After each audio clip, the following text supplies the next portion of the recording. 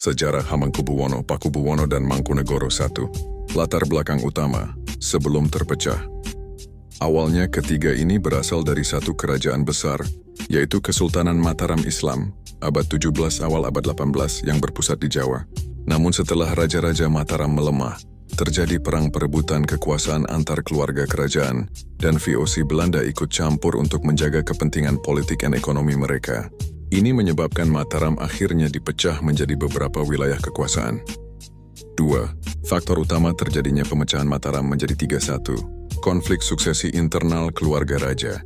Banyak pangeran merasa berhak atas tahta dan tidak menerima pemimpin yang terpilih. 2. Campur tangan VOC Belanda. VOC sengaja memecah kekuatan politik Mataram agar Jawa tidak bersatu lagi dan mudah dikendalikan. 3. Perang panjang Pangeran Mataram melawan pusat kekuasaan pemberontakan Pangeran Mangkubumi dan Pangeran Sambernyawa membuat VOC mencari solusi kompromi lewat perjanjian pembagian wilayah.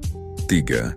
Proses resmi terbentuknya 3 kerajaan. Peristiwa isi konsekuensi perjanjian Giyanti 1755 membagi Mataram menjadi 2 kekuasaan, 1 Kasunanan Surakarta, Pakubuwono, 2 Kesultanan Yogyakarta, Hamengkubuwono.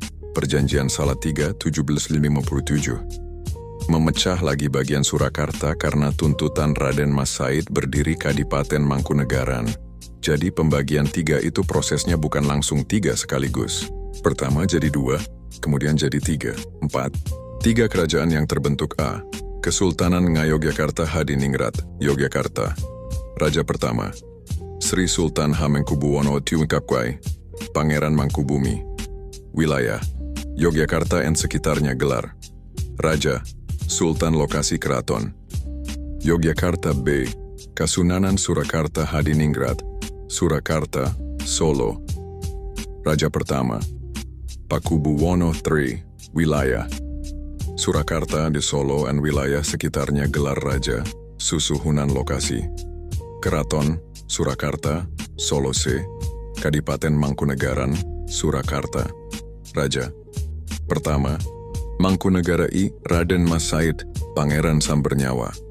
Wilayah, Kadipaten Otonom di lingkungan Surakarta. Gelar Raja, Mangkunegara. Lokasi Istana, Pura Mangkunegaran, Surakarta. 5. Apa perbedaan ketiga kerajaan ini? Kerajaan gelar pemimpin status basis wilayah Yogyakarta Sultan Kesultanan penuh sejak 1755. Yogyakarta Surakarta Sunan, Pakubuwono Kasunanan Besar. Pewaris Mataram setelah berpindah ke Surakarta Solo Mangkunegaran. Mangkunegara, Adipati, Kadipaten Otonom lebih kecil.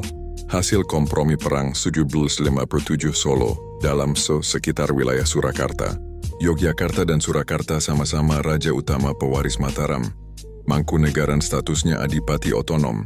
Jadi mengapa sistem kerajaan masih ada sampai sekarang?